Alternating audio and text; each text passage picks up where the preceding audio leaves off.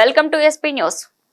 తూర్పుగోదావరి జిల్లాలోని రాజానగరం నియోజకవర్గం సీతానగరం మండలంలోని చిన్న కొండేపూడి గ్రామ పంచాయతీ పరిధిలో గల రాజుపాలెం అనబడే చిన్న గ్రామంలో గల ఎలిమెంటరీ పాఠశాల నందు సిపిఐ ఎంఎల్ రాష్ట్ర కమిటీ కార్యదర్శి పలివేల వీరబాబు పాఠశాలలో విద్యను అభ్యసిస్తున్న 1వ తరగతి నుండి 5వ తరగతి వరకు చదువుకునే పిల్లలందరికీ నోట్ బుక్స్, పెన్నులు, పెన్సిళ్లు, స్వీట్లు ఉదార హృదయంతో ఆయన పంచిపెట్టారు. ఈ కార్యక్రమానికి శ్రీకారం చుట్టిన సిపిఐ ఎంఎల్ పార్టీ నాయకులు పలివేల వీరబాబును వారు ఎంతగానో అభినందించారు. ఈ సందర్భంగా పలివేల వీరబాబు ఎస్పీ న్యూస్ తో మాట్లాడుతూ ప్రస్తుత పరిస్థితుల్లో మండలం మారుమూలలో ఉన్న చిన్న చిన్న పాఠశాలలో ఎంతో మంది విద్యార్థులు కనీసం నోట్ పుస్తకాలు, పెన్నులు కొనలేని స్థితిలో తల్లిదండ్రులు ఉన్నారని, అలాంటి పిల్లలకు చేయూతనందించే ఉద్దేశంతో ఈ కార్యక్రమం తాను చేస్తున్నానని అన్నారు.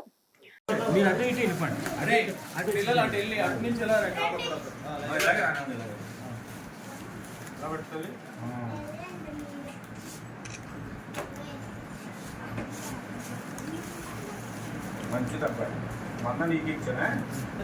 అవునవును మొన్నప్పుడు ఈఎంఐ మా తట్టు డేటు అలా నాకు తయారవుతాయి అన్నైనా మేల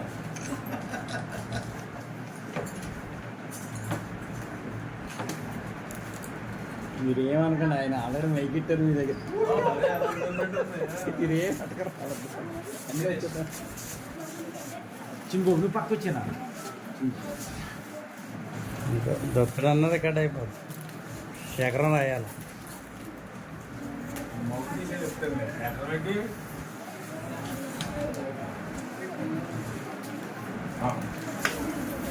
అసలు ఊరిపోతే అర్థం ఆడదు కదా.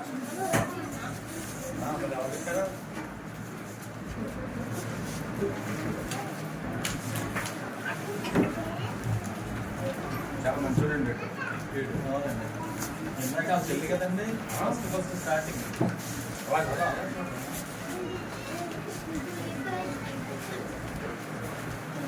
తెలుగులోనే గౌరవం ఉంటుందండి. నీట్గా మాటలే ఉండదు.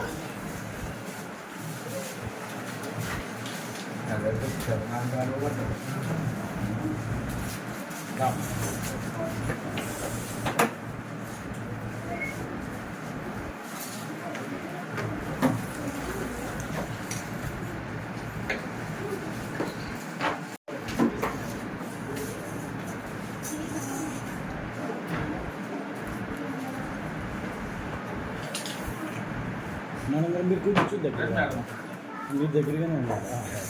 ఇలా వచ్చింది ఇలా చేయండి మీరు కూడా.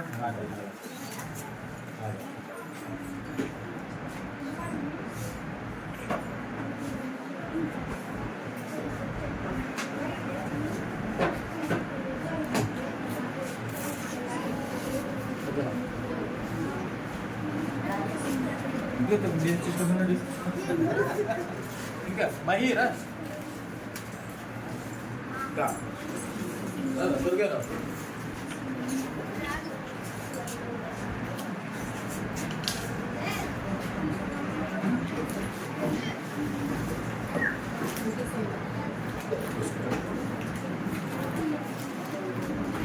తీసుకున్నాను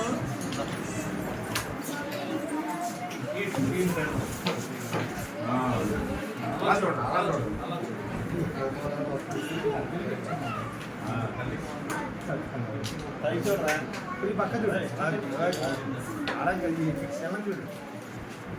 ఓకే రైట్. నుంచి 7th క్లాస్ కానించి పిల్లలు పాడవుతూ ఉన్నారు.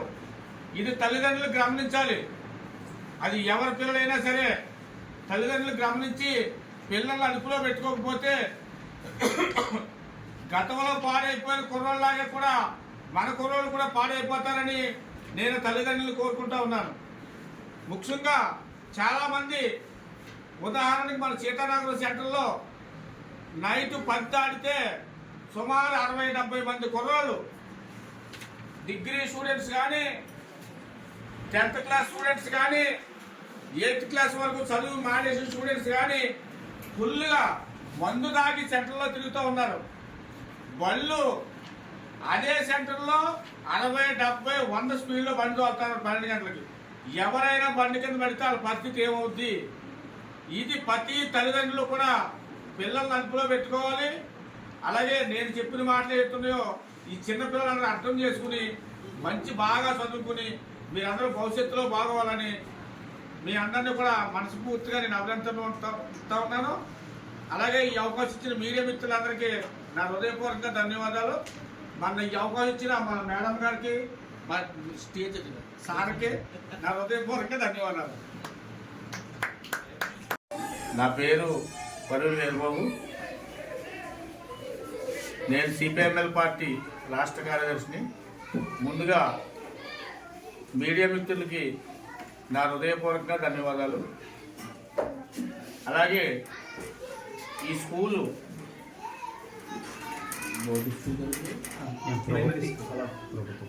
ప్రైమరీ స్కూల్ రాజపాలు సీతానగరం మండలం.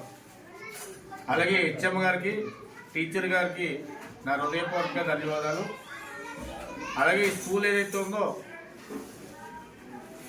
అనేక సార్లు ఈ స్కూల్లో మేము బుక్స్ ఇస్తాం.